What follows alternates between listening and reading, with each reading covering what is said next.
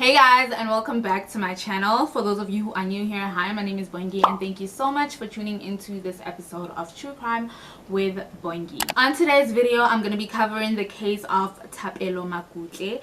I hadn't heard of this case before, but as soon as I heard of it, I knew that this is a case that I want to cover and I want to speak about because there's a lot of hate crimes that are committed against persons of the LGBTQ plus community, despite there being laws that protect gay rights. I really think it's important for us to talk about this case, even though there wasn't much information about it out there. So if you'd like to hear more about this case or know more about this case, please stick around. But before I get into it, you guys already know that this is where I have to make my usual disclaimer that I mean absolutely no disrespect to anybody that I'm going to be talking about in this video and all the families that were and are affected by this case. This video is purely for educational purposes and all the information was gotten off the internet and simply compiled into one video. And now let's get right into it.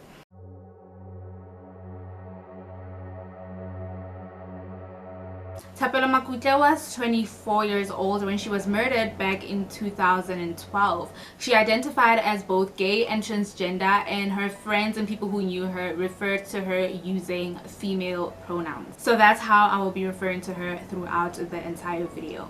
Thapelo was described as a warm and loving person. She was gentle, friendly, and just fun to hang around. A friend of hers nicknamed her Tabling because of her sense of style, her awareness of color, her love for accessories, and her total obsession with Louis Vuitton. She had an IT diploma but worked as a sales advisor in a furniture store in Kuruman. Before the crime took place, she had recently been crowned Miss Gay Kuruman, and she had also took part in the Kimberley Out in Africa Gay and Lesbian Festival. She was also a volunteer for the LEGBO, or the LEGBO Northern Cape, which provides support for LGBTQ plus persons in rural communities. She was very open about who she was, comfortable in her skin and comfortable in her sexuality, and everyone who knew her knew about her sexuality and how she identified. Many people in Kuruman are extremely conservative. Although gay and lesbian people are tolerated on the surface, they're really not accepted by many people. And this was the case for her as well. On Friday, the 8th of June 2012, Thapelo and a few of her friends went out to a Chisanyama tavern in Seoding village right outside Kuruman for a few drinks. While there, two men approached Thapelo and asked her about her sexuality. Mind you, everyone in Seoding knew about her sexuality. An argument soon started, but it was quickly ended.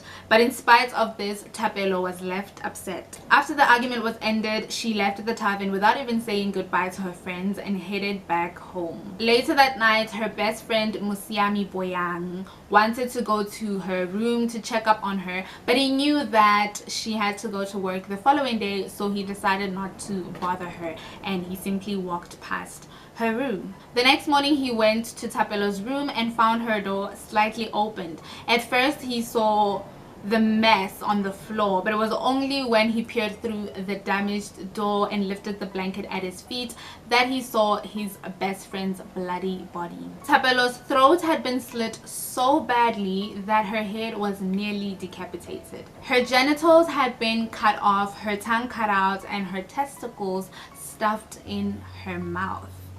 Although the police didn't know the motive behind this crime as yet, it was pretty clear that this was a hate crime. The nature of the crime, the decapitation and everything else, was so dehumanizing and humiliating that it seemed as though the person who had committed this crime didn't consider Thapelo to be a person.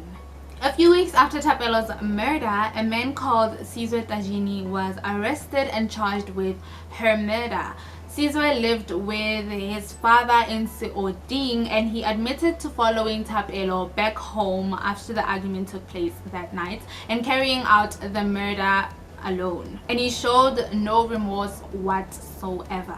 He was caught by the police in his mother's home in Velkom, where he used Thapelo's stolen laptop.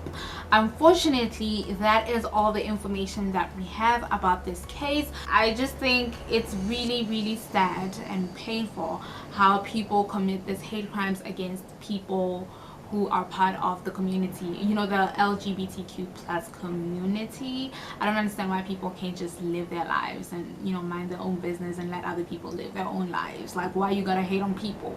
I don't understand. I don't understand, honestly. This is really sad. It's really sad how people are against people being themselves and living their lives. It's sad. But anyways, that brings us to the end of today's video. I hope you guys found this video enjoyable or informative, and if you did, don't forget to hit the like button and also leave your case suggestions and all your thoughts about this case in the comment section down below. And also let me know why there's barely any information on the internet about South African cases. Why? And if you haven't subscribed to my channel, please subscribe for more videos like this one, and I'll catch you guys next week Wednesday with another